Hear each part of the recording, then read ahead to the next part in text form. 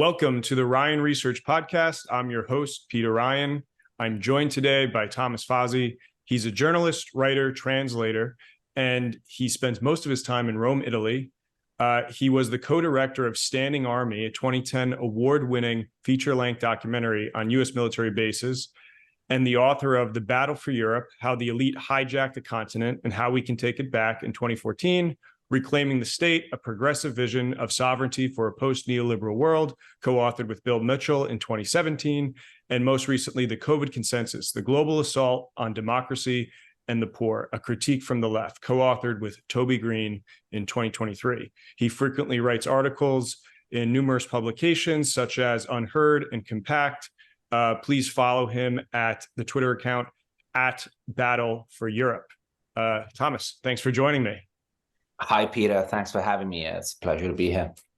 Great. So I just gave your bio there, but if you could say your bio in your own words briefly, and then I think give a brief summary of the two books we'd like to focus on today, The Battle for Europe and Reclaiming the State.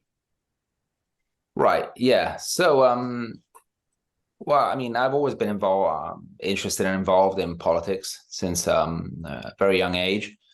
I, got actively involved in politics in the late 90s, early 2000s. So coinciding with the rise of the anti-globalization movement. So I've always been involved in left politics, which back then were still quite old school left politics, so quite different from what the left has evolved into over the past two decades. So I've always done that. And then what really was a big, life-changing and career-changing event for me was the financial crisis and then the euro crisis. So mid 2000s, mid to late 2000s, because it made me realize that even though I'd by then been following politics and had been politically very active, and so considered myself quite politically aware and well-read and so on, I realized I had, I couldn't really understand what was happening. And it made me realize that the reason for that was that as a lot of people that, get involved in politics, whether on the left or on the right, they tend to think that economics is sort of something separate from politics. And so, in fact, I realized that I'd never really given sufficient attention to the actual economic mechanisms of in our society, if not in kind of very general terms. So if not in terms of the standard kind of left critique of neoliberalism and globalization, but I really failed to understand the inner mechanisms of the system, of the kind of neoliberal economic system in general, and of the Euro and EU system in particular. And so that really kind of set me on a journey where I kind of had to teach myself economics. I didn't have a formal I'd never studied economics formally, so I kind of had to go through the curriculum or by myself. And so I went through all I sort of read all the various economic theories, the classics, the neoclassics, the Keynesians. I kind of went through the whole motions. And by the end of that, I thought I began to have a grasp of economics, and then I kind of focused my attention, especially on what was happening in Europe and in my country, Italy, which was clearly one of the countries most affected by the so-called euro crisis or debt crisis. I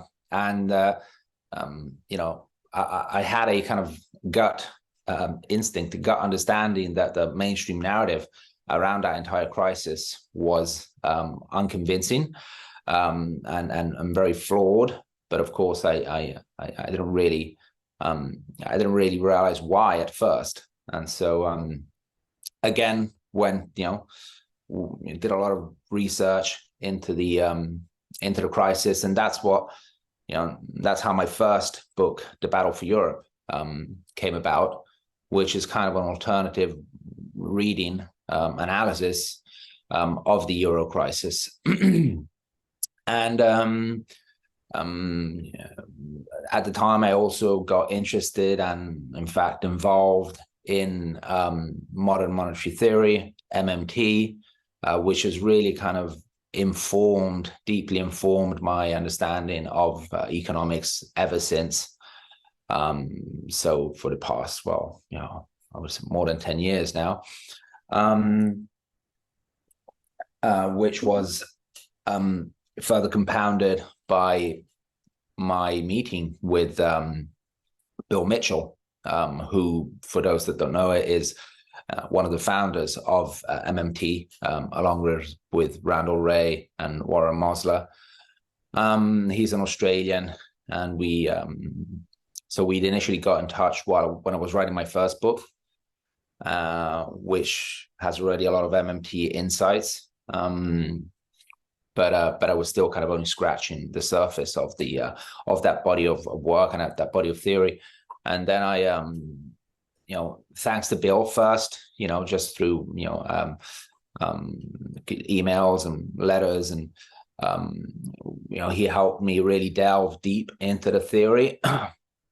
And then the real deep dive happened when Bill invited me over to Australia for this was back in 2015 to do some research at his research institute in Newcastle, New South Wales. And that was the beginning of a very important friendship, but also very important intellectual friendship with Bill. And just over several coffees, we started discussing writing a book together. This was the time of the so-called neo-populist uprisings throughout the West. We had Brexit and Trump and all this stuff was happening. And in all these discussions, there was a very kind of simplistic analysis proposed by kind of the mainstream, which was that these were just expressions of bad nationalism, and that there was nothing positive in what was happening. It was and in fact, we despite coming from the left and despite a lot of these movements happening on the right, we still realized that there was something that the demand that was at the root of all these movements was a legitimate one, and it was a demand for greater democratic control over the economy, greater democratic control over the system more in general. And it was, whether it was, explicitly put in those terms or not, it was a demand for greater sovereignty, for greater popular sovereignty, i.e. democracy, but also for greater national sovereignty, because of course the two things are intrinsically connected. And so, and so we decided to write a book, making a progressive case for national sovereignty, which is the book's subtitle. So that's how those two books came about, and this is my kind of intellectual evolution, kind of in brief. And then the last book is is kind of a critical reading of the whole COVID kind of management, pandemic management. But I don't think that's what we'll be focusing on today, from what I gather. So I keep writing a lot about the the European Union and the euro. I think all the problems that I described in my first book, and then that we described in the book that I wrote with Bill Mitchell, they're all very much alive. So even though the kind of Eurosceptic trend has kind of withered out somewhat, that doesn't mean that all the problems that that those movements raised have gone away. In fact, in many respects, I would say they've got even worse. So I think it's more important than ever to keep speaking about the very problematic nature of the European Union, and especially of the monetary union. Yeah, excellent. And I think we can touch on the third book towards the end as the outgrowth of a lot of these trends. But I want to take us back to the financial crash. You're 26. You're trying to sort it out, and so you go on this journey, which you articulated very well. So I think along that journey, where do you see the major sort of common threads between your first book and your second book? And where you found distinctions that maybe you generated new ideas in the second book? Well, first of all, in the time that occurred between the publication of the first book and the writing, especially of the first book, because it was quite a long process, and the writing of the second book. One thing that definitely happened was I put in much more in focus the problems relating to the European Union and the monetary union.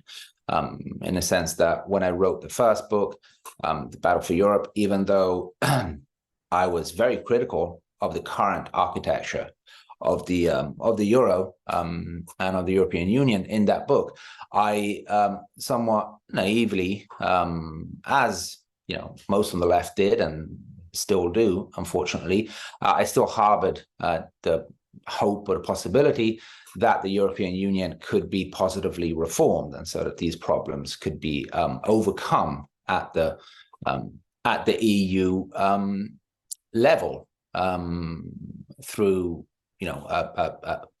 sort of a democratic push from below for radical reform of that system.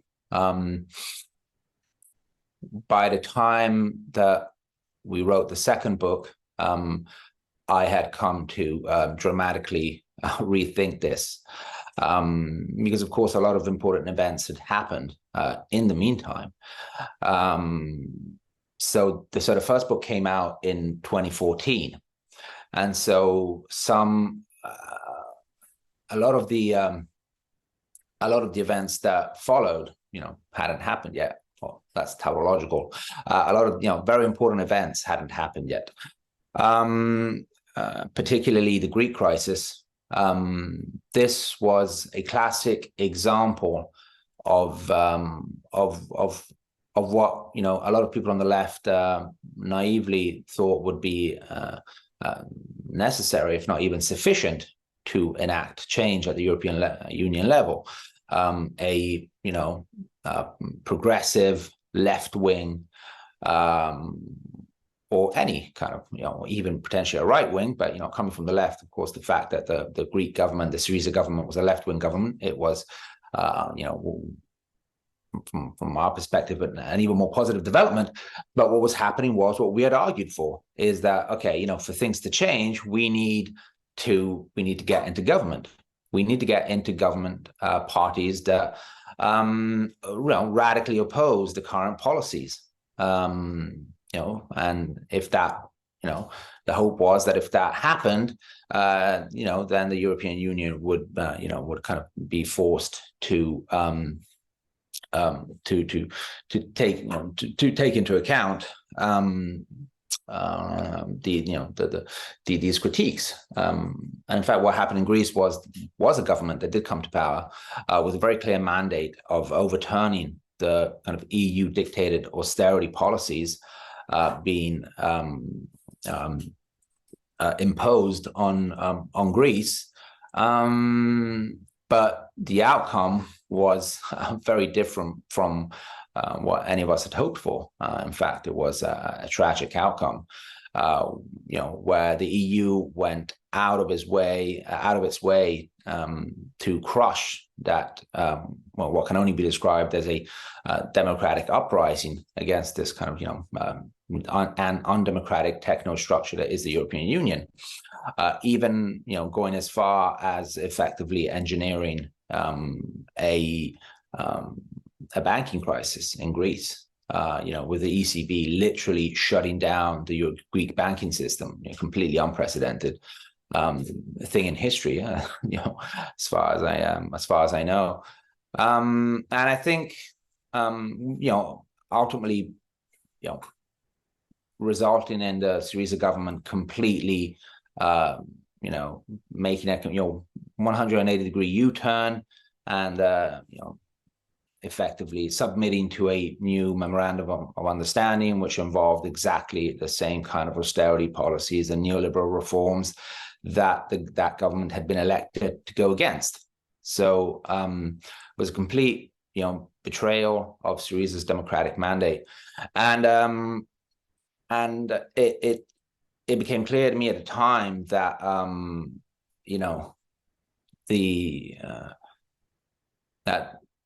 that it would have been way better for Greece to have just left the euro and launched its own currency, and that in fact, I think that really drove the message home very clearly for me and for many other people, that the European Union was not going to accept was not going to reform itself, no matter what, even in the face of governments that came to power opposing the dominant policies. Of course, one could make the argument that yes, if parties with with similar proposals for reform or similar positions on the European Union, so if Syriza-like parties had come to power in every single EU country, then yes, okay, you could reform the European Union. Potentially or likely, but of course it's very unlikely for that to happen, if not impossible, because of course the socioeconomic situation, the political situation in these almost 30 countries tends to be very heterogeneous, very different situations on the ground, very different sensibilities and positions when it comes to the European Union and the euro, especially for obvious reasons, because some countries have effectively benefited from the euro while others have lost out. So you're never going to have that kind of Europe-wide consensus, I think, on these reform proposals. And so in the face of the fact that the only thing that could actually lead to a reform of the European Union, i.e. kind of a Europe-wide consensus on the reforms that are needed, and parties coming to power in virtually all countries, or at least all the major countries that share the same policies, barring that, and that being effectively an highly unrealistic, if not impossible, outcome. Well, that made it very clear to me that means that the only alternative is for those countries that are suffering under the current system to make the unilateral decision to exit. If not the European Union, definitely the euro, which of course is the real big problem. I think the EU is problematic in itself, but of course, the real problem for countries is the euro. And so it came to a much more radical position when it comes to the European Union and the euro, in terms of that this is not a reformable system, and that unilateral exit is the only solution for countries that want to regain some degree of sovereignty and democracy, which have been almost completely obliterated under the current system. I would say this is the major change that occurred kind of in my thinking between the two books. Yeah, I would say, yeah. Yeah, and you bring up the conflict of interest problem between the different European states. So you talked about Greece. Could you maybe look at Germany as this center node and explain why does Germany want a different set of policies, or policies especially on other countries in Europe, like Greece, than policies that would be advocated for more progressive politicians in countries like Greece? Mm-hmm. Well, as I said earlier, I mean, the euro is not necessarily bad for all countries. I would say it's bad for democracy everywhere. It's a kind of structural, intrinsic constraint to democracy. So in that sense, it's a problem in all countries. But when but of course, in economic terms, the euro has tended to have very different outcomes for countries, and that's because it promotes a specific economic model. So the euro is not just a currency. So over the years, we've had all these kind of neoliberal theories about the fact that the currency is neutral. So whether you're using lira or drachmas or euros, it makes no difference. That's just a name that you give to a currency. Of course, that's completely ludicrous. Because in fact, the euro is much more than a currency.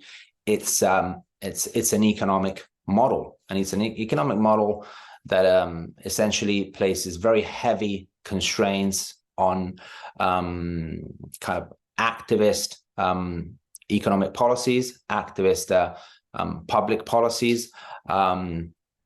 It's an economic system that places very heavy constraints on demand.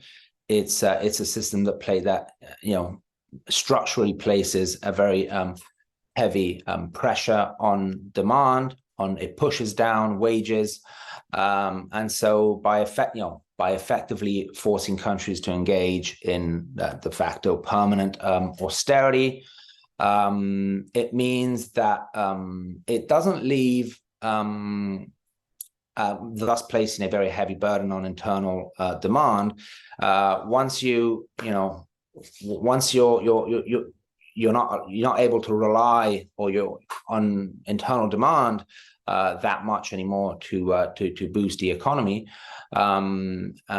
because you have the system that's compressing wages, that's pushing down fiscal deficits, and forcing countries to engage in very restrictive fiscal policies. Then you're only really left with one kind of avenue to grow, and that's exports. So it kind of forces you to adopt a very export-led model. And of course, that serves some countries better than others. So when we look at the major countries of the euro, you have on the one hand the kind of Germany and a whole kind of German bloc, so kind of central northern countries, which include the Netherlands and other countries, which historically have always been strongly export-led. Germany has essentially relied on a heavily export-led model ever since the Second World War, and so for countries that rely heavily on exports, the euro works quite well. In fact, it's highly beneficial, because what it does is that it artificially stops your currency from since you're not using your own currency anymore. It means that there's no risk of currency appreciation anymore. in the face of growing external surpluses. That's what would normally happen, if you're a country that engages in ever-growing and permanent trade surpluses. You'll see your currency appreciate at some point, and that will tend to, to some degree, rebalance your external balance, because it will make your goods and services more expensive. Within the euro, that doesn't happen. So now, Germany, by using the euro, and other countries by using the euro, they can effectively, it's every export-led economy's wet dream, the possibility of essentially accumulating ever-growing and permanent external surpluses without seeing your currency appreciate. So it has proven very beneficial for Germany. At the same, by the same token, for countries that historically have been more reliant on internal demand to drive growth, such as Italy, even Greece, and other countries of the kind of Mediterranean area, other countries of Southern Europe. Well, for those countries, the euro is effectively a big problem, because it forces them to, it doesn't allow them to sustain internal demand as they would, as would be required, because of all these constraints that you have on fiscal policy, monetary policy, etc. While at the same time forces them to use what for them is an overvalued currency. Whereby Germany and strongly export-led countries are effectively using an undervalued currency, vis-a-vis, if they use their own currency, countries like Italy and Greece effectively end up using an overvalued currency. So it makes it it means that it makes it increasingly hard for them to even to rely on exports to grow. And so the result is that you have stagnation in those countries, and that you have growing trade deficits, which tend to be driven by financial bubbles.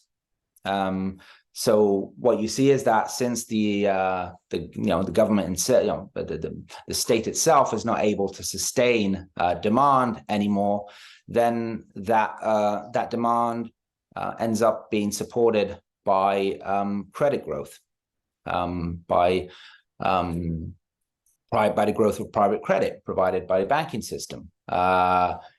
Much of which in the years leading up to the euro crisis was effectively provided. Much of that capital was provided by the countries of the north. And so you have these countries like Germany accumulating very large surpluses, accumulating very large savings, which are then kind of recycled down into Southern Europe, driving credit bubbles in those countries, which essentially result in people in those countries buying more and more goods from Germany. And so you can see you have a self-reinforcing mechanism there. And that's what, in the years leading up to the euro crisis, drove this growing gap between Germany and the countries of the north and the countries of the south. And so whereby the trade balance between the so-called pigs, the countries of the European periphery, and Germany and other countries, whereby the trade balance had been in equilibrium more or less until the introduction of the euro. What you see following the early 2000s is effectively this huge widening gap between the trade surpluses of the northern countries on one side and the trade deficits of the southern countries on the other. And so, you can see why Germany has absolutely now, of course, different situation as a result for a number of reasons. But kind of pre-Ukraine and pre all this, all these new problems, it's pretty clear why Germany had absolutely no interest in abandoning the euro. In fact, had every interest in the euro surviving. It's also been a very it's also proved very effective in effectively sort of pushing down potential competitors, potential export competitors, first and foremost, Italy. So, Germany has always been, Italy historically has been a strong competitor with Germany for exports. And that was the case until so long as it had the lira. Because of course, this allowed the Italian economy to react in a flexible manner to the changing kind of international economic environment, and in fact, it allowed Italy to perform pretty well, I would say, based on most economic indicators. Throughout the 70s and 80s, all the way up to the early 90s, when the Maastricht Treaty is introduced, and that's when you have this big shift.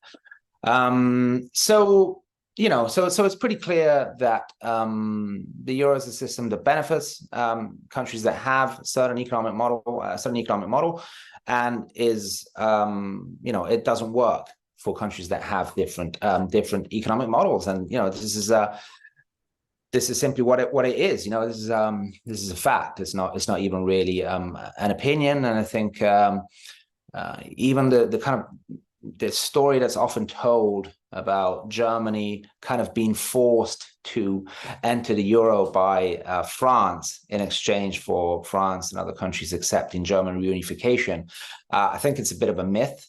In fact, if you go back and you read the statements that were made, especially by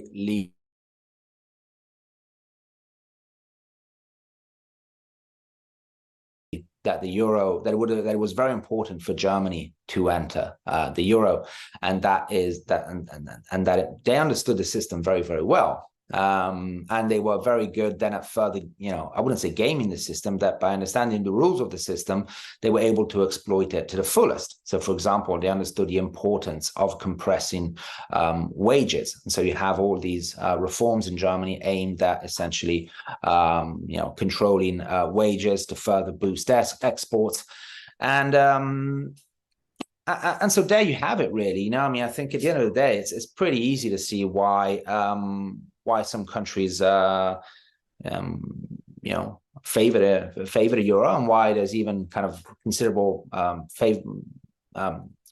favorable public opinion for the euro, while on the other hand you've got countries where there's considerable opposition to the euro. So the euro has and this is easily can be easily ascertained just by looking at the data. It's clearly that the euro has driven a massive growth in divergence inside Europe. It was claimed that the euro would promote convergence. The narrative in countries like Italy and Greece was that we would all become more German, as in Germany being allegedly the paragon of virtue and the kind of model that we should all aspire to. As if the idea that we should all, for many years, we've been hearing this kind of obsession with exports. It was truly an ideology in the kind of fullest sense of the word. And in fact, but the opposite has happened effectively. The euro has driven massive divergence, and that divergence is something that we continue to see to this day. For some countries, it's been absolutely disastrous. So in Italy's case, you see, again, positive growth trends in terms of all economic indicators, so productivity, industrial production, per capita, GDP, and so on. Positive growth on par, if not superior to comparable countries like Germany and France throughout the 70s and all the way up to the late 80s. And then you see a radical inversion of that trend beginning in the early 90s with the Maastricht Treaty, which introduces the EU's fiscal rules and initiates that process of kind of policy convergence. And for Italy, but for other countries as well, it's been absolutely disastrous. As a result, Italy has essentially destroyed all the gains that it had achieved in recent decades, and now per capita income in Italy is essentially back to where it was in the early 90s. So it's been a complete disaster for countries like Italy, but of course it's been the same for Greece and a number of other countries. Excellent. Yeah, so let's rewind the story a little bit to where we come out of the post-war era. We have motifs associated with Keynesianism, self-sufficiency, industrial development, labor rights, creating a society that has the necessary infrastructure, goods and services, that often has a public hand guiding them. So we have that period. And then there's this transition in the 70s into the 80s into this neoliberal paradigm. Can you speak to why did that transition occur, and how did that transition reshape not just the sort of prevailing mainstream center or like right-wing schools of thought, but also critically the left, who is seen as the opposition to that? How did that happen? Right. So, yeah, I mean, it's pretty clear that, of course, there are a number of reasons for the extension of economic and unprecedented extension of economic and social rights in the post-war era as a result of the kind of, Keynesian regime that takes hold in Western countries. You had the existence of a living alternative to capitalism in the form of the Soviet Union, which instilled, quite a lot of fear in Western elites. And of course, we had come from the tragedies of the Second World War, and there was also kind of an understanding, even at the elite level, that partly the kind of economic the economic regime that was in place prior to the interwar period had contributed, which to ultimately to the conflict. And so there was an understanding that the state had to provide, had to aim for full employment, had to aim for kind of basic levels of living standards for as many people as possible, and so on and so forth. And there was an understanding that this required, of course, heavy state intervention. And of course, what you have in the really post-war period, though, is truly the integration of the working classes, of the masses, into the political system through social democratic, labor, and socialist and even communist parties in a number of countries.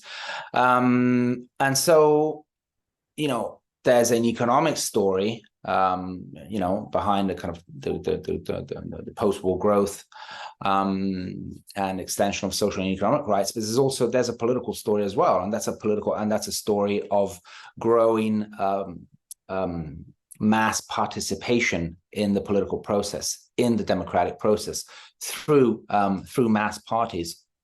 And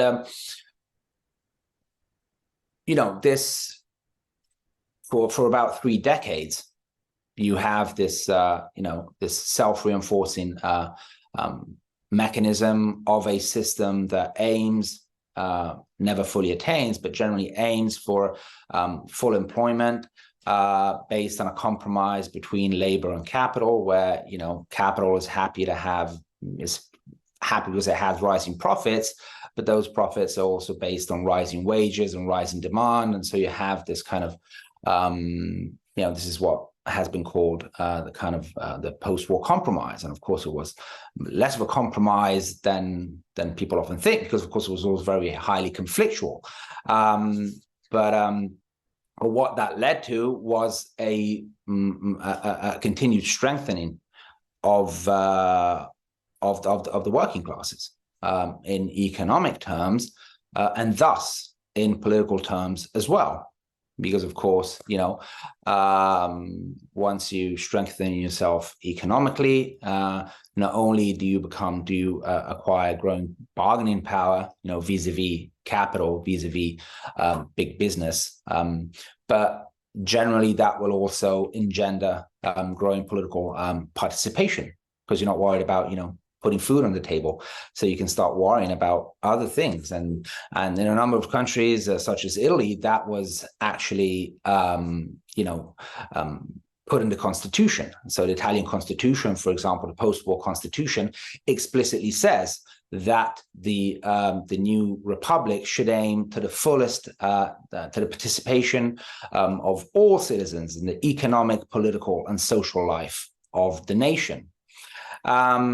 And this is something that you see all across the West, and that and of course growing political participation, the growing strength of working class parties also means policies that the introduction of policies that further strengthen, for example, the welfare state, that further bolster the power and confidence of the of workers.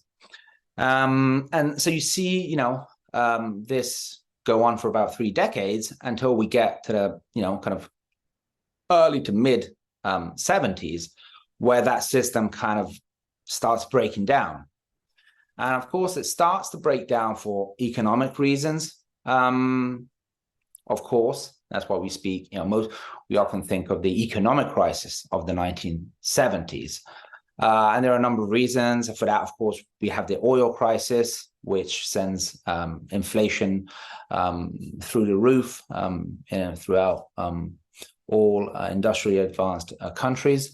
You've also got the fact that profit rates had been rapidly declining as a result of growing industrial resistance, but also due to the emergence of new competing economies. So you've got the rise of Japan in the East, and also, for example, the rise of the German economy, which puts pressure on the American economy. And so you've got all these situations that tend to effectively drove down profit rates, which of course started causing capitalists to rethink their support for the kind of Keynesian regime, which they had generally supported until then. And but of course, there's also a political aspect to this, and that is the fact that as a result of the growing strength of the masses, of the working classes, I think there was a real fear among elite circles that was a fear that capitalism could have ended up being kind of democratically transcended. And I think, they had fairly good reasons for thinking that. So what you have is essentially the realization of the nightmare that the early neoliberals had envisioned in the 20s and 30s. People like Hayek, von Mises, Robbins, all the early neoliberal thinkers, whom weren't. So people think that neoliberalism is about laissez-faire free market capitalism. It's not at all about that. The early neoliberals weren't against the state per se. In fact, they understood very well that a strong, even an authoritarian state was very much needed to enforce market mechanisms and to enforce the rule of capital. So they understood the importance of the state. What they were afraid of was the growing democratization of the state. Because of course, we're 20s and 30s, this is when it's effectively when universal suffrage essentially became, extends to pretty much all the all developed countries. And in some countries, women would earn a vote much later, but the trend was clear, and it was a clear trend towards universal suffrage.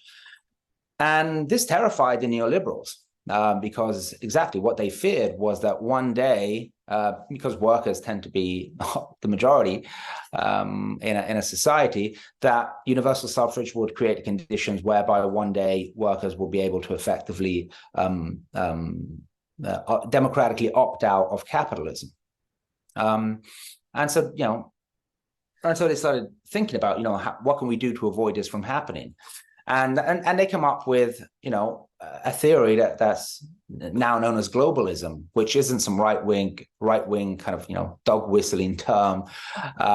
It's a term that the neoliberals themselves often use, and in fact, it's the title of the best book written about the thought of the early neoliberals, which is a book by a researcher called Quinn Slobodian, and it's actually called The Globalists. So it's a legitimate term to be used, and it's a pretty clear ideology. The neoliberals understood that the best way, they couldn't attack democracy frontally. They had to kind of sidestep it. And they realized that the best way to do that would be to effectively constitutionalize or lock in a certain economic model at the international or at the or even better, at a supranational level, that, through kind of constitutionally or legally anchored rules and norms that would effectively limit the ability of democratic governments to intervene in the economy. Because they would be increasingly constrained. And so you would have this slow and almost invisible shift of sovereignty from the national level to the international and supranational level, which is kind of anti-democratic or undemocratic by definition, I would say. And they theorized this in a lot, in depth. And but of course, their ideas kind of were discredited, especially after the post-war, after the Second World War, for the reasons we said, because the focus was on the importance of, sovereignty itself was celebrated. National independence was celebrated, at least in words, though, of course, often violated when it came to, non-Western countries, but at least in the West, national independence and was something that was openly celebrated. And of course, it was all about mass participation. So they kind of retreated to their, universities and LSE in London and other places, University of Chicago, of course. But in the 70s, their ideas are rediscovered by Western elites who are faced exactly with the problem that those early neoliberals had foresaw. Problem from their perspective, of course.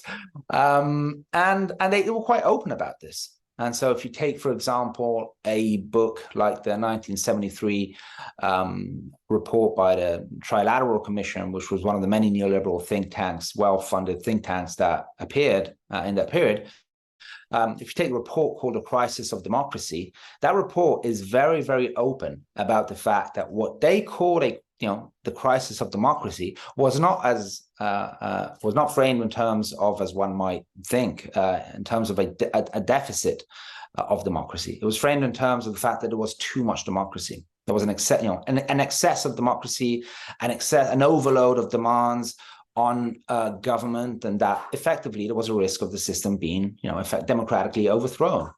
So there was a serious risk of, this kind of transcendence of capitalism, and they put forward, some very clear proposals as to what was to be done about it. And they said, look, we need to get people disengaged from politics. We got to, kind of expel the masses from politics, especially kind of organized labor. We're going to push them out of politics.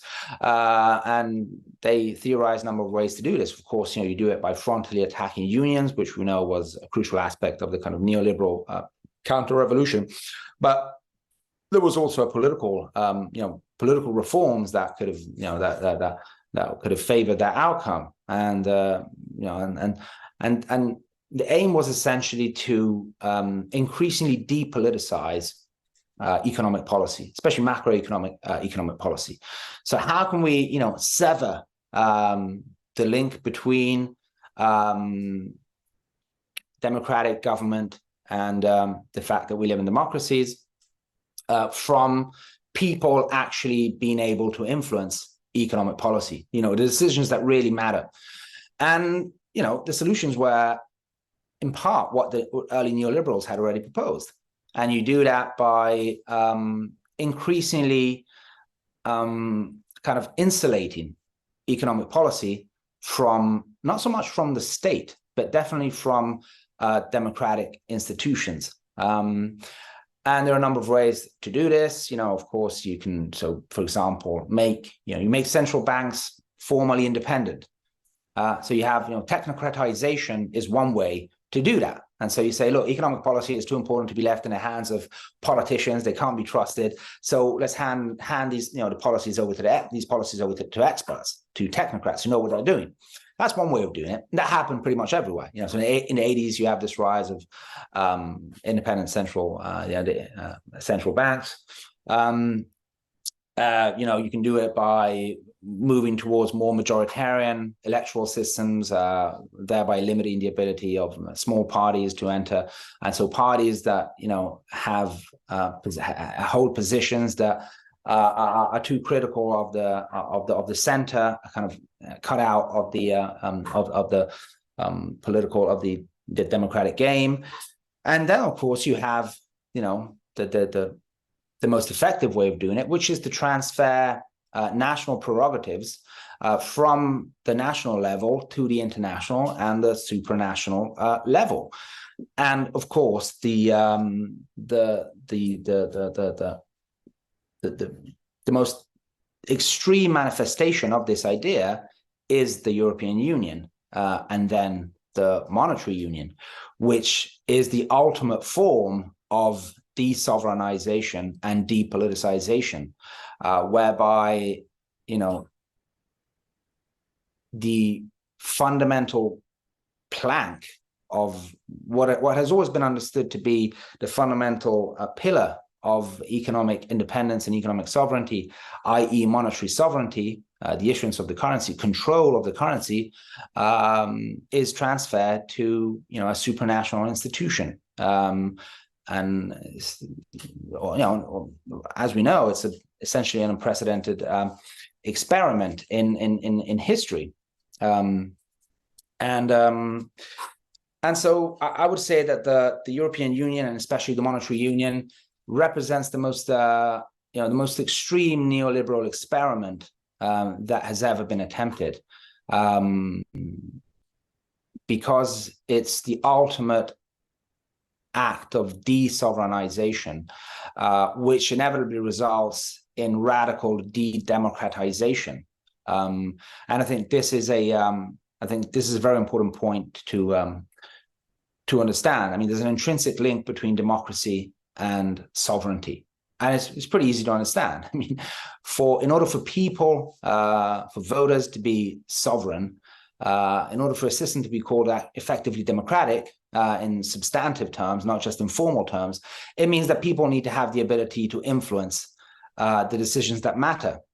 And that, also and especially in terms of economic policy. For that to happen, the state in which the democratic process takes place needs to have certain basic economic tools that are the tools that allow a state to effectively intervene in the economy and choose one model over another, to steer the direction of the economy in one way rather than another. If the state is deprived of those tools, then you can have the most formally democratic system in the world, but whoever gets into government will realize that, the tools aren't there anymore. They'll find themselves in a barren room. They'll realize that, the real decisions are taken elsewhere. So, in Brussels, in Frankfurt, which is, of course, what happens today in the European Union. And this is a profoundly anti-democratic system, which I think the Euro crisis really kind of brought to the fore. to the extent that entire countries were effectively put into controlled administration by the European Union with disastrous consequences. But even now that crisis is over, we're still inside that system. We're still inside a system where two quote unquote populist parties can come to power like they did in Italy in 2018 on the basis of quite a strong, kind of anti-EU, anti-Euro platform. They weren't advocating Euro exit, but they did advocate, talking about the Five-Star Movement and the League, they did advocate a change of policy and inversion of a weakening of the austerity policies and so on and so forth. So within the Euro, you have a situation where these two parties come into government, and in order to implement, the policies that they'd been voted to implement, i.e. a small income support scheme for the Five-Star Movement and a tax cut for the League, they proposed a small increase of 0.2%, not 2%, 0.2% in the deficit. And even that causes them to essentially lock horns with the European Commission, who demands a decrease in the deficit. So, this ends up in a 6-month-long negotiation, which the government ends up losing. And this then, contributed to the fall of that government, which then ultimately led to those same parties supporting the arch technocrat Draghi in 2021. But again, you can clearly see that this is not a system that can be considered democratic in any reasonable sense. And so, as I said at the beginning, I think the euro presents a number of problems from a strictly economic standpoint, but it should be opposed first and foremost on economic grounds. And so in this sense, to kind of reconnect to what I was saying about, how does this all connect to the crisis of the 1970s and the rise of neoliberalism? Well, the European Union should be understood, and the euro these are political projects. They're not first and foremost economic projects. They're also economic projects, but the first and foremost political projects that had precisely the aim of constraining democracy. This was the ultimate aim of these, that really drove the development of these institutions. And so the European Union is totally a product of a kind of anti-democratic, neoliberal, globalist ideology, which, as I said, has can be traced all the way back to the beginning of the century, past century. But I think this is the kind of most important takeaway point. That these were first and foremost political projects, which national elites themselves supported very much for that reason. Yeah, and so. How do you find the situation where the left certainly speaks to ideology that would perhaps rectify something, but that ideology also rejects the tools of the national sovereign state and attempts to do it at the supranational level, or the globalist level, even the multinational corporation level, God forbid. Where those tools are totally ineffective, whereas obviously the right has come about because of this acknowledgement of the national sovereignty question. Yet also ideologically, they reject all of the tools within the nation state's toolbox. So how did we get in a situation where both sides are effectively inert, but they're inert for different reasons? Well, that's one of the fundamental questions that we try to answer in our book, Reclaiming the State, where it's very much about kind of retracing the steps of the evolution or involution, I would say, of the left over the past decades. It's really paradoxical that the left has, got to the stage that you just described, considering that it hasn't always been like this. So when people, especially in the European context and Italian context, tend to frame what is now called sovereignism, i.e. the demand for greater national sovereignty, which is what it is, as something that's intrinsically right-wing or, fascistic. It's kind of surreal considering that, for example, in my country, Italy, I would say the most sovereignist party that we ever had was the Italian Communist Party, which was the only party that voted against all the European treaties, from the Treaty of Rome of 1957 all the way up to the Maastricht Treaty of 92. And why? And why did it do that? And it did that, I think, for a number of reasons, but also because people on the left in the early post-war decades understood this fundamental link between democracy, and especially social democracy, and sovereignty. So, as I said, there's a clear link between sovereignty and democracy. But this is even truer if you belong to the kind of old school left, the socialist left, which advocates a relatively high degree of collective or public control over the economy. If that's what you're advocating, of course, then those economic tools, those basic economic tools, really are a necessary precondition for any form of effective political action. They're definitely a necessary precondition for achieving any form of democratic socialism. And this was pretty clear in the minds of the kind of social democratic or socialist, even communist left in Europe in I would say up until definitely the 1970s, but even after that, even though that's when the thinking starts to get a bit muddled, and we can get into that. But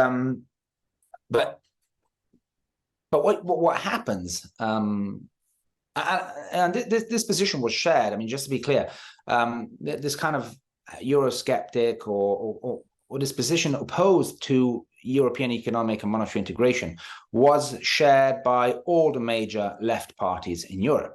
So the Labour Party in the UK was strongly opposed to European integration. The socialist and communist parties in France and other countries, and especially in Italy, as I mentioned. This was the standard left position. So it was the right wing kind of mostly Christian democratic or conservative parties that were advocating European integration, and it was the left that was opposing it. So historically, this was more or less the divide. This was certainly the divide in Italy for a very long time.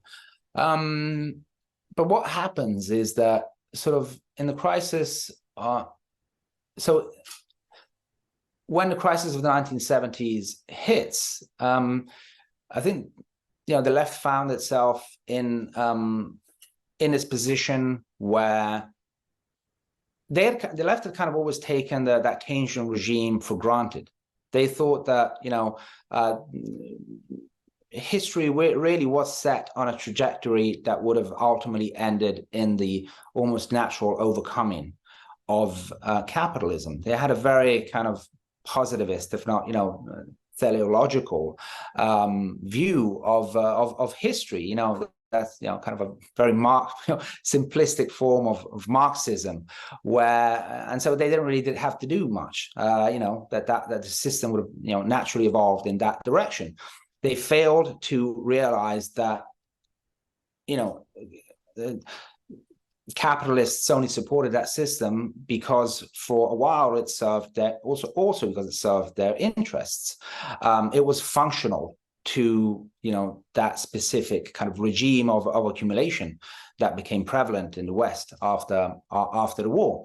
And so when they're faced with a situation where effectively you could go two ways, either in the way of kind of a neoliberal solution to the crisis, or you had to take an opposite direction, which would have been a direction towards even greater socialization of the economy, even greater forms of control in order to overcome that crisis through workers led policies, basically. And you had a number of economists and important left leaders that did kind of advocate that solutions. For example, you have Tony Benn in the UK,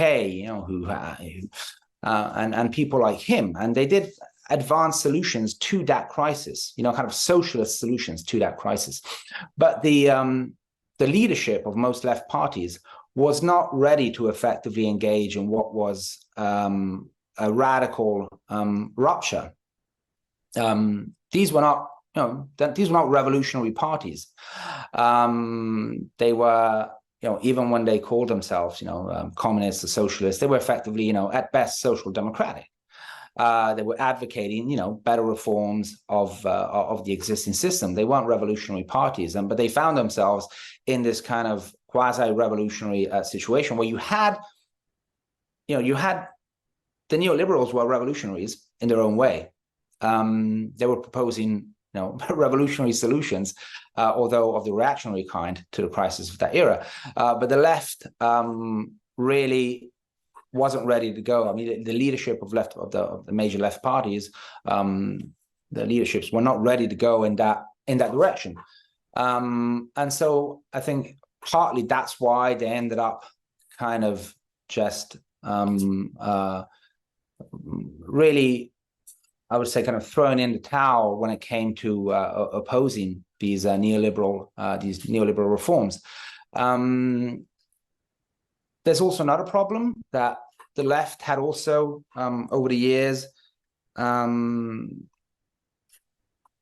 to believe in this idea that the growing levels of internationalization and globalization were effectively rendering national sovereignty increasingly obsolete. And this was a big part of the neoliberal narrative, of course, especially in Europe. This idea that, we have to move towards greater levels of international and supranational integration, because in this context of an increasing globalized economy, there's individual states have become increasingly unable to regulate the economy, and so this can only be done at the supranational level. And so you had this kind of left reading of supranationalism, whereby in the face of the growing power of the market, of especially financial markets, which had started booming especially in the 80s. In the face of all this, the left-wing solution is to pool the sovereignty of countries at the supranational level, and so reacquire that sovereignty that they believe to have been intrinsically lost at the national level, at the supranational level. Now, this has proven to be a completely flawed understanding of what was happening. The states weren't actually being weakened. If globalization and neoliberalism itself were, these were state-driven policies, which have always required the state to implement them, just like the neoliberals understood very well. And I would say the neoliberals knew this, but of course they spun this narrative, nation states are becoming increasingly powerless, and so, they have to give up power. In fact, what they were trying to do was simply to shift control of the state away from the masses, away from the people, towards other centers of power, first and foremost to themselves. But I think the left really bought into that whole narrative, and this is why it ended up ultimately embracing or just passively accepting the process of desovereignization that is the European Union. And today I would say that this ideology is still it's completely hegemonic among the mainstream European left. With very few exceptions, they still hold on to the view that the European Union is if not a positive project in itself, one that still holds the potential for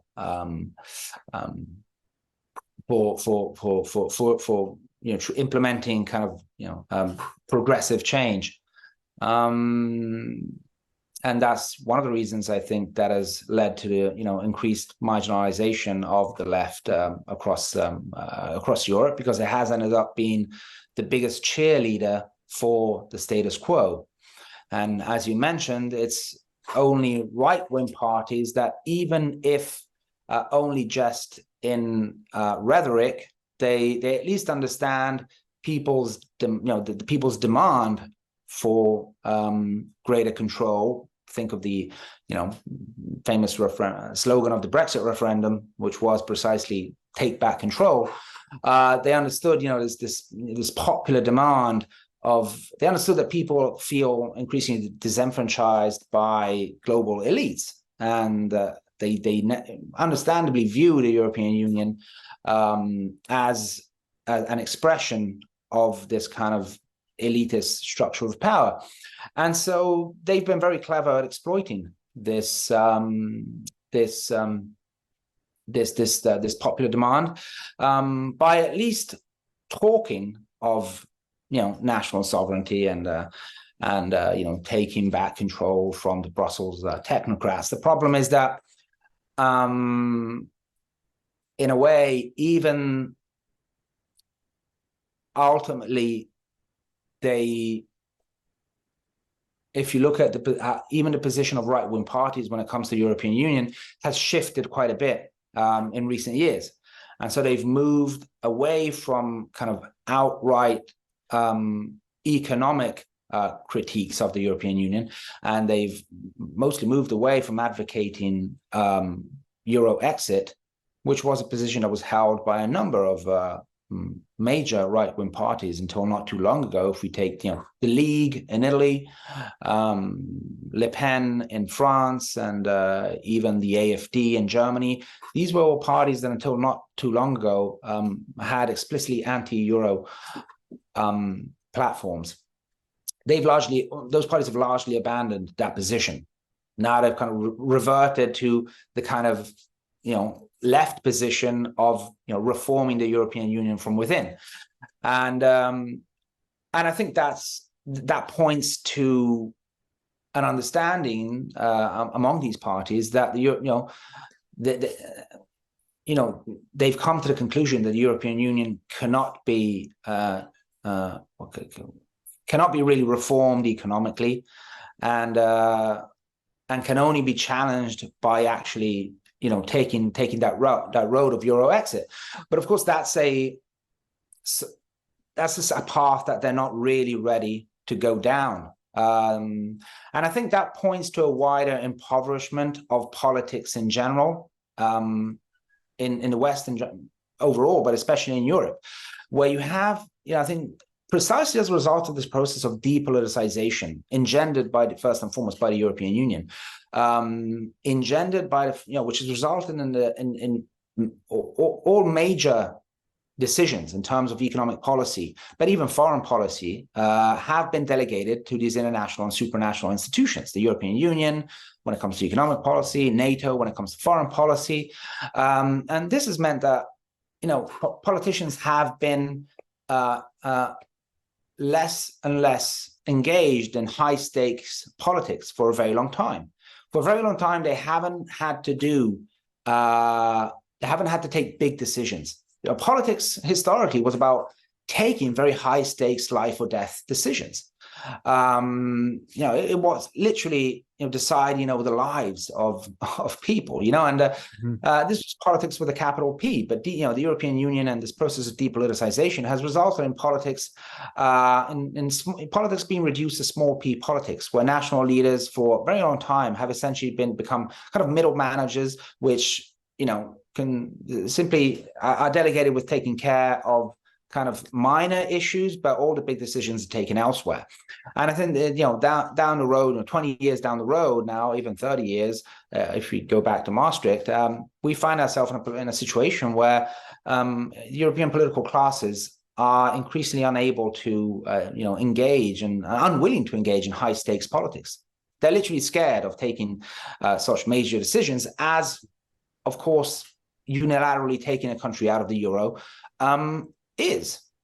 I'm not saying it would be easy, but at the same time, even pretending that it's the most terrifying choice that could ever be conceived is ridiculous. I mean, countries have taken much bigger decisions in the past. We even know of monetary unions that have broken up in the past.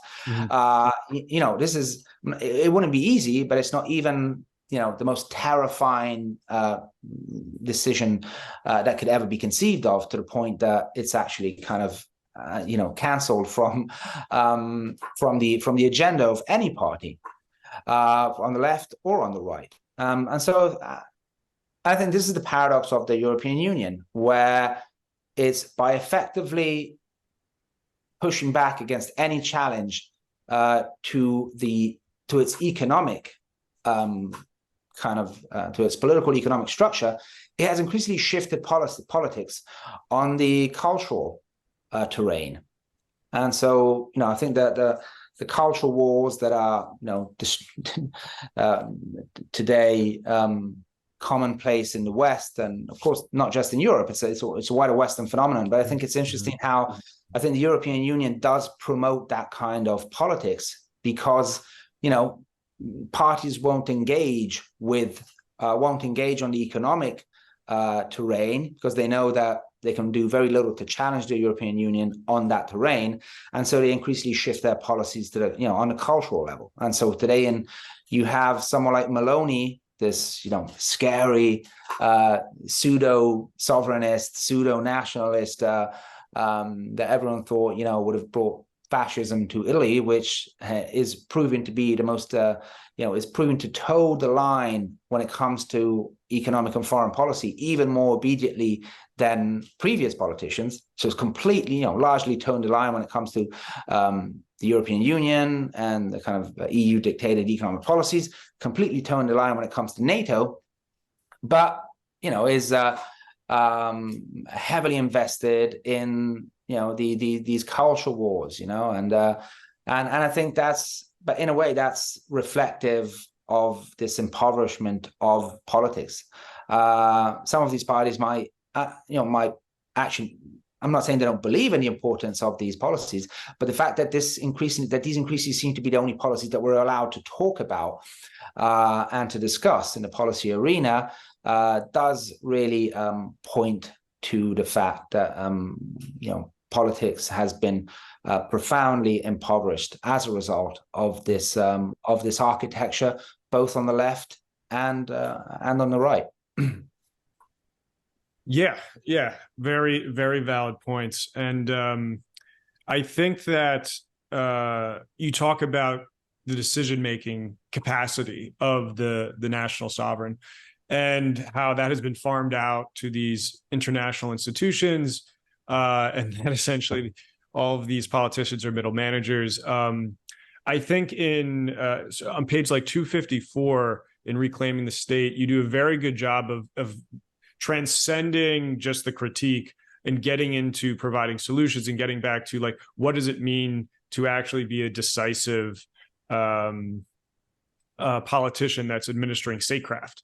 And you talk about stuff that Trond Anderson, you cite here, like charting the domestic and import share of production of different categories of goods to establish whether the import content could be reduced, charting where the need for new employment is largest and locating plants there, planning for and building energy, transport, communications infrastructure service for these new manufacturing plants. And so some of those are more general. You also get into the need to nationalize the banking sector, which is, as you say, one of the most critical things to be nationalized. And so these are very specific and sophisticated ways of looking at how you engage in political economy. And I think that nuance and that idea that you have to have a specialty and expertise in administering the statecraft, that is exactly lost in what you describe as this absenteeism, where they farm out all of that to these international bodies. Yeah, absolutely. Yeah, I mean, I think the paradox of what's happening now is that some of those policies that we discuss in the book, we are starting to witness in the West. And so you could say that some aspects of neoliberalism are being overcome. So if we look at the retreat from hyperglobalization that's being now spearheaded by the United States, if we look at the policies around reshoring, around friendshoring, around effectively what is the renationalization of economic policies. You take the Biden administration's economic policies, they're very protectionist. And, protectionism, gets a bad rap, but it's not necessarily a bad thing. I think there's the retreat from globalization. So what's happening now, the increased understanding, I would say much more in the US than in Europe, of the need for active industrial policies, of the need for the state to steer the direction of the economy. In a way, you could say that they are adopting some of China's policies. So in a way, China, through adopting strong state-led economic policies, has also outgamed the US, even at the capitalist game, which I find really, really interesting. So we're seeing effectively the superiority of that model compared to the kind of neoliberal agenda of delocalization, of outsourcing, of privatization, of effectively of liberalizing everything that you can liberalize. That it's now recognized, even in the US, that model has, in fact, enriched certain sectors of society. Of course, we know all about the increased amounts of wealth, that have been accrued by the so-called 1% through the neoliberal era. It's empowered certain capitalist elites, but it has weakened the economic system, the overall economic system of Western nations, and so which have become largely deindustrialized, but they've willingly deindustrialized because it was all about the bottom line, and so it was more profitable to delocalize to low-wage countries, and we know what that has resulted in. The hollowing out of the industrial base of most Western countries, first and foremost the United States, which has become increasingly financialized in this new, highly competitive, and increasingly confrontational global environment. The U.S. leadership itself is realizing that model is not a sustainable model anymore, and so they realize that they have to shift somewhat towards the Chinese model of greater state intervention, of greater of more state-led policies. Now, this is not necessarily bad in itself, because some of the policies, might are similar to what we propose in the book. You do have we are witnessing a greater involvement of the state in the management of the economy, especially in the United States. Now there's two problems there. I mean, the first problem is that they're doing it for the wrong reasons. And since they're doing it in a way to kind of safe-proof the American economy in view of or as an explicit way of weakening China. So they're not doing it necessarily to benefit the American people, the American workers. They're doing it as it's kind of a quasi-warlike economy where they're preparing for they're using these policies to in an attempt to de-link and from China and weaken China.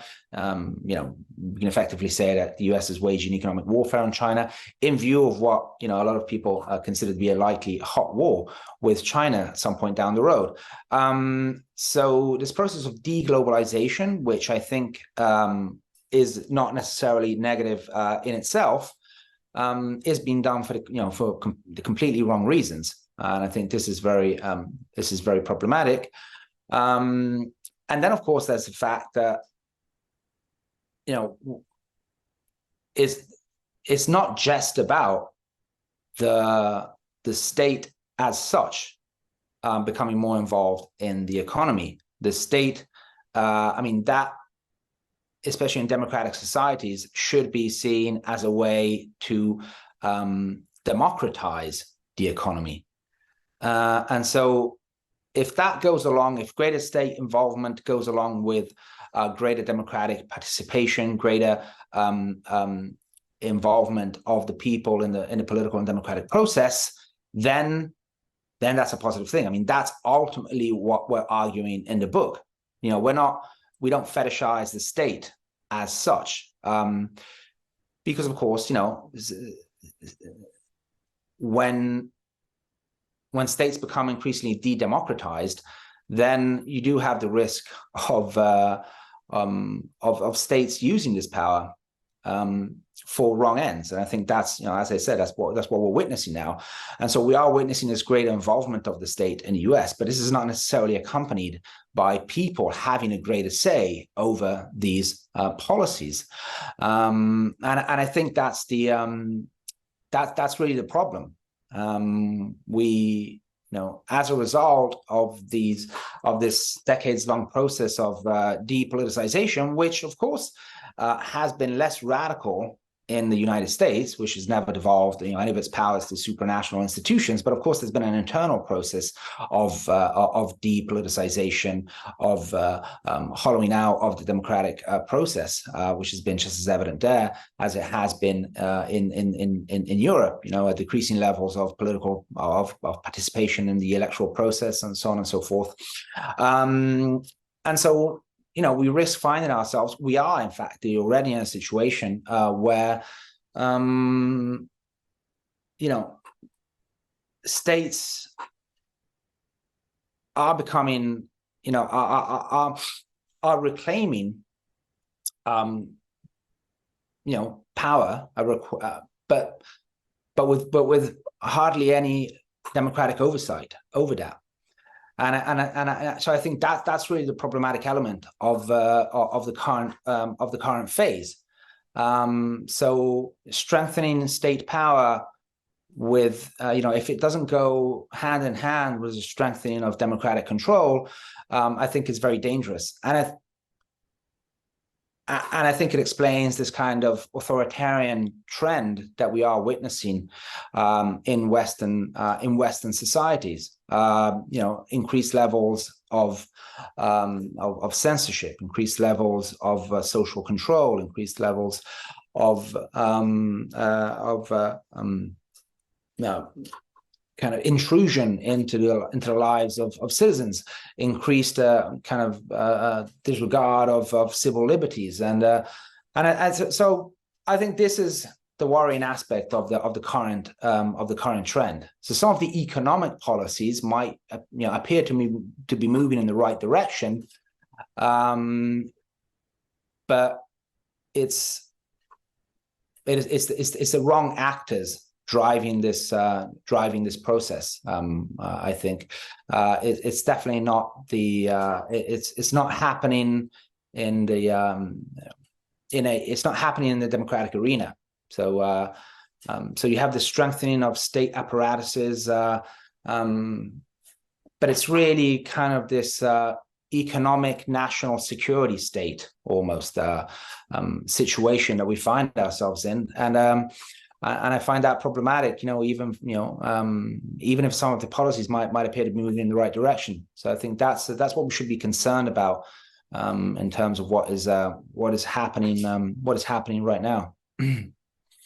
Yeah, and that disjointedness between the maybe forced reinvigoration of these types of industrialist policies, especially like with America and the CHIPS Act. It's that re-embracement, but it's in a way sclerotic, and it's still having a lot of the handicaps of the neoliberal ideology within it. So like with the US CHIPS Act, okay, great, we've create all this money to give it to the manufacturing of factories. And so there's like huge real estate manufacturing boom right now in the US to build all these chips factories and some factories that are going to do green tech manufacturing. However, like one of the clear like problems with this plan is that it has no real focus on the talent pipeline. So we're going to have all these big empty factories with hardly any people to put in them with the necessary skills. Whether that's like sort of in job training or that's like direct education pipelines. And this is obviously like a blossoming from the austerity measures and the seeking to reduce the state's involvement in doing things like that. Additionally, absolutely, the idea of like you talk about self-sufficiency, of how okay, it's just the retrenchment back into like sort of like a national territory. There's still a lot of problems when it comes to the manufacturing of these chips in the US. What are the inputs? Like, where are they coming from? Are a lot of them still coming from China? And then as far as what you're outputting, you're sending those chips back to China. So in many ways, you're strengthening the Chinese system, which they hope to destabilize, which is not to say that there needs to be a destabilization of the Chinese system, but just that by their own logics, it's very inconsistent and haphazard, and creates a lot of problems of that. Like the full realization of these issues doesn't bring about. So I also want to just let you know we're coming up to your hard stop. So do you have a few more minutes, or do you need to? Yeah, I've got a few more minutes for sure. Cool. Yeah. So if you want to then respond to like the CHIPS Act in America, or how the CHIPS Act in the EU is taking place, and how that kind of represents this like two sides of a coin. Yeah. Well, I think there's definitely. I think this again points to the growing impoverishment of kind of national leaderships, where they come up with these grand policies, let's de-link from China, and they don't realize just how complex these systems they've created over the years are. So the European economy is completely intermeshed with the Chinese economy and with global supply chains at so many levels. And I think there's a complete under realization of just how complex it is to undo those supply chains. And again, as you said, I mean, I think there's a case to be made for bringing some of these productions home. I do kind of adhere to the old kind of Keynesian adage that what can be created at home should be created at home. And I think there's definitely a strong ecological / environmental case to be made for that. It doesn't it makes no sense to ship things that we could be making at home all the way from the other side of the world in ships that consume as much oil as a car does in I don't know how many hundreds of years. So you can also, there's also a paradox there, when it comes to the kind of green policies. But again, there's a complete under realization of just how complex it is to do that. And in fact, I think what's interesting about what's happening now is that you're kind of seeing a capitalist strike when it comes to these delinking policies, where it's the big companies themselves that are saying, look, the situation, we're already facing a tough situation as it is, especially in Europe. If you look at Germany, which has been, completely devastated by the delinking from Russian gas, and now you've got German companies that are saying, look,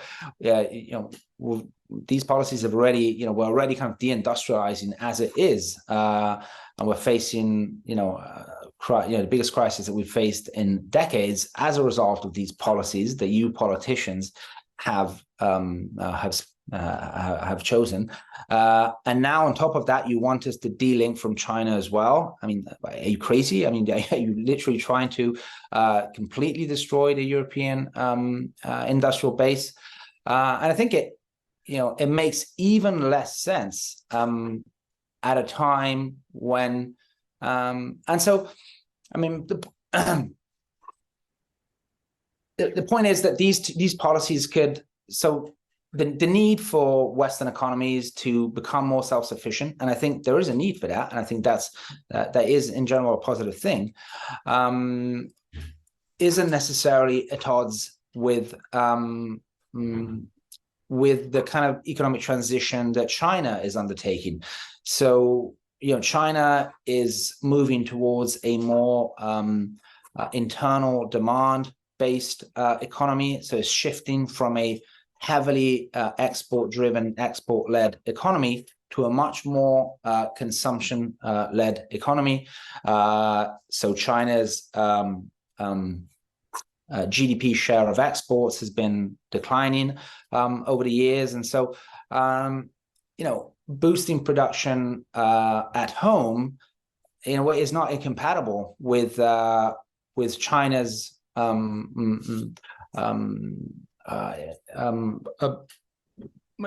growing policy of increased imports. So it's not all about exports anymore. They're also they're boosting their economy, and so that their internal economy, and so that shows that to do this at this time is really kind of irrational, and it shows that it's political and geopolitical considerations that are driving these policies. It's not economic. It's not economic considerations. And I think when it comes to these policies, there's also another issue, and that is that inevitably, by bringing a problem kind of from the perspective of the Western elites, and that is that by bringing production back home, you are necessarily empowering the workers in these countries.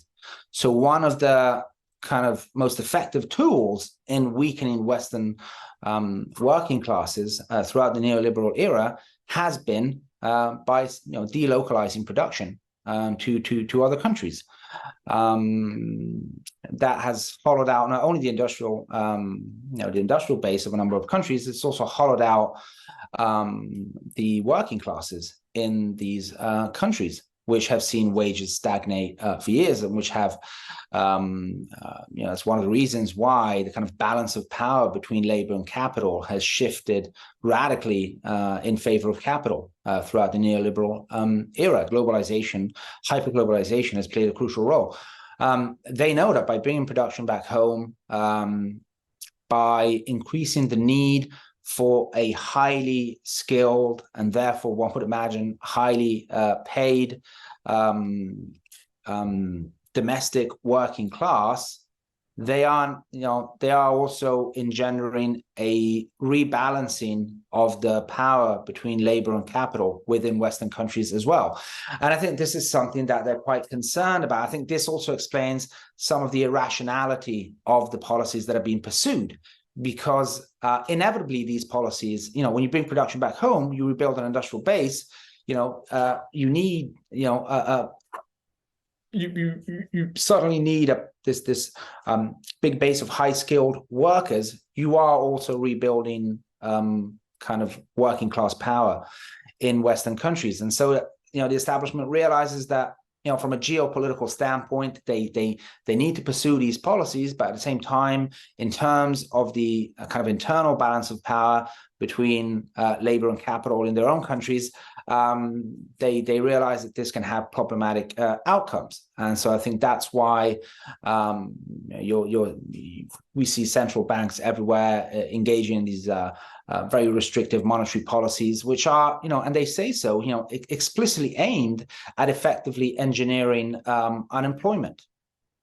And so, they keep, especially in the European context, we often hear of the we need to raise interest rates, and because we're witnessing a wage price spiral. There's no evidence of a wage price spiral at all. There's no evidence that that's what's driving inflation. In fact, we know that inflation is mostly kind of supply-led, supply side-led. A lot of it is profit-led inflation, and so it's companies ramping up prices well, beyond what would be necessary in the face of rising costs, rising commodity costs, and so on. There are other reasons for that. So why are they engaging in these policies? I don't think it's because they're completely misguided. I think it's in a way they're kind of attempting to preemptively weaken kind of working class bargaining power, which is what they really fear. So at the moment, there's no evidence of, because of the hollowing out of unions, of the declining levels of unionization in Western countries, workers currently still aren't strong enough to, even in the face of much tighter labor markets, in most sectors, we're not seeing a serious growth in wages. And that's because, organized labor is still very weak. But of course, down the road, we can expect this kind of the power of organized labor to increase, especially when you start rebuilding factories in the West, and you bring and so I think that's also what they're scared of. And that they are scared that this will kind of set in motion a new phase of class conflict in the West, which is what they've strived to avoid for so long. But I think that's also inevitable. So I think it'll be interesting to see how that plays out. But I think potentially in terms of the interests of Western workers, I think this trend towards deglobalization does create some opportunities, even if it's happening for the wrong reasons. It inevitably creates a situation where where workers will find themselves in a situation where they will have much more bargaining power vis-a-vis capital than they have had in a very long time. And so I think it'll be interesting to see how that plays out. Yeah, that's a really phenomenal insight to think about, as there is this reintroduction of some of these policies that are beneficial. It's coupled with a monetary situation that is inducing more unemployment to offset. So it's insights like that. Another great insight in the book was, and you mentioned on the podcast, how neoliberals aren't exactly against the state. They're for an elite state that caters to elite interests. That's very strong, actually. But when they talk about being anti-state, they're talking in the context of they don't want the tyranny of the masses, of leveraging it. So I definitely encourage all my listeners to please buy and read your books. Very informative. Read your columns as well. So as we conclude here, what is your call to action for as we head into the 2020s in the future for these ideas? Well, I mean, that's the $1 million question. I don't really have a straightforward answer. That's a really tough question. I would definitely invite everyone to, try to gain a better understanding of really the true mechanisms of the economy. I think one of the problems that we have today is that a lot of people that are politically active and that have, very, very good ideas about what would be needed in terms of moving towards a better society and moving towards a more, economically, socially, environmentally sustainable economy. And they have all these grand ideas about what should be done, many of which are agreeable, are hindered in their political action by profound misunderstandings about how the economy, how the macro economy in our contemporary systems really work. And so in this sense, I think the insights of modern monetary theory, of MMT, are absolutely fundamental. They offer fundamental insights in terms of, bridging the gap between, the current state of our economies and where one might want to go. A lot of political action today is, and a lot of the grand political thinking that is needed today and that is sorely lacking, I think is due to the fact that a lot of people have bought into all these myths about how the economy works. Like, the fundamental question of where money comes from.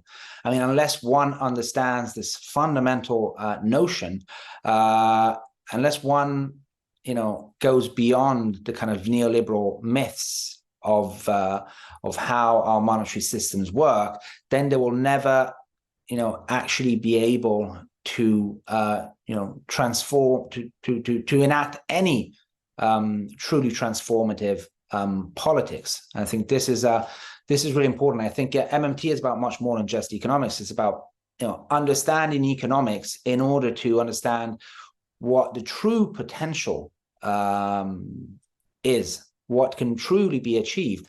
So long as people think that money comes from rich people, and that the only way of getting money to pay for social policies, investment policies, and so on is taxing the rich, for example. As long as people continue to be beholden by the myth that it's taxpayers' money that funds public spending, then they will never be able to conceive truly transformative politics, because that requires understanding, for example, that money is created out of thin air, and that of all the problems that we face today from an economic standpoint, the lack of money is definitely not one of them. I think, but so many people, I would say especially on the left, fail to understand this. And by failing to understand this, they find themselves increasingly constrained in their ability to, conceive of truly transformative politics, because they keep coming up against the, how do we pay for all this question. And that's the least of our problems. The problem is how do you, money is not an issue, because money is created literally out of thin air all the time by central banks. It's literally ones and zeros on a computer. That's how money is created nowadays, just by central bankers tapping money on a computer. This is not something new. People think, but this is what we've been doing since the pandemic or since the financial crisis. No, this is simply how the system works. Now it's just become more apparent.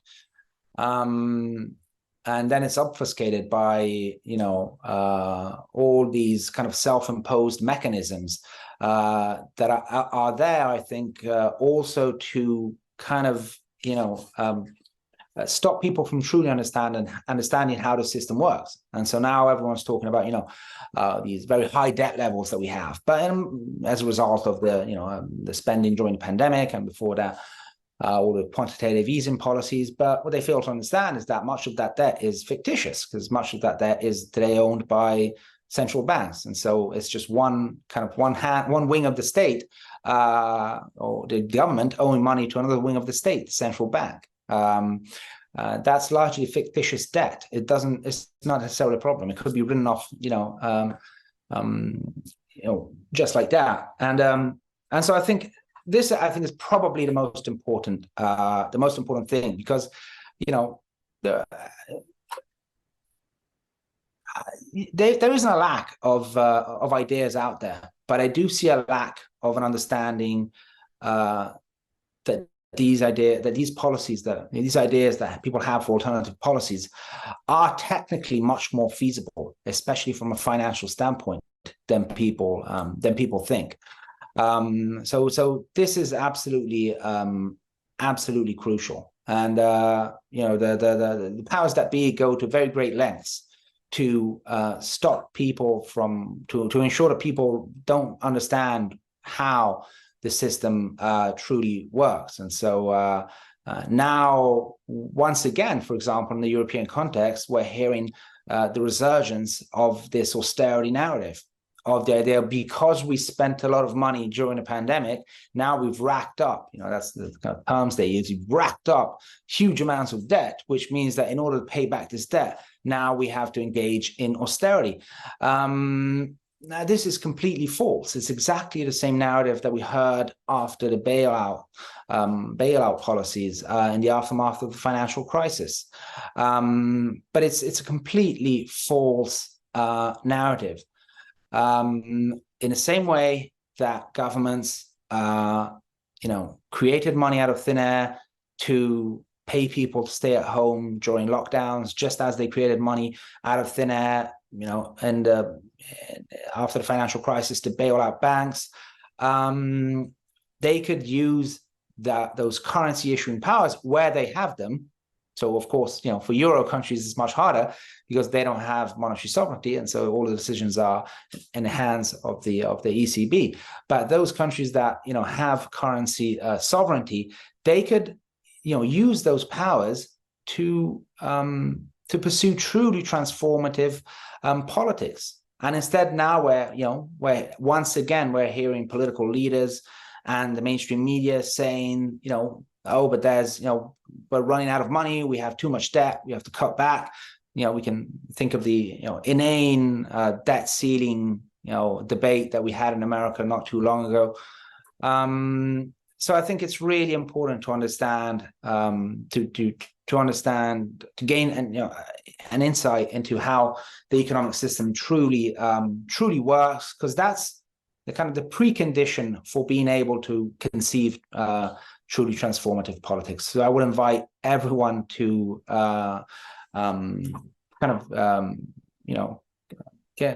get into modern monetary theory, MMT. If they don't know it already, it'll truly I think blow their minds away, and it'll be a huge help in devising kind of new, radical, alternative policies to the status quo. Excellent. You talk about how the entire trend of the neoliberals is to find ways to find external constraints that they can foist on the public to say that's what limits us. And money is like the ultimate apex of external constraint that takes on almost like a mythical quality, that they must abide by the hard rules of money. So certainly fellow traveler on the MMT path here. So thank you so much for coming on. I encourage everyone to buy and read your books, follow you on Twitter. All the links will be in the bio below. Any final plugs that you want to do? No, you can find me on Twitter and on Substack and on my website, thomasfazi.net. You can find all my articles. So pretty easy to find, yeah. Great. Thanks a lot for having me, Peter. It's been really good talking to you.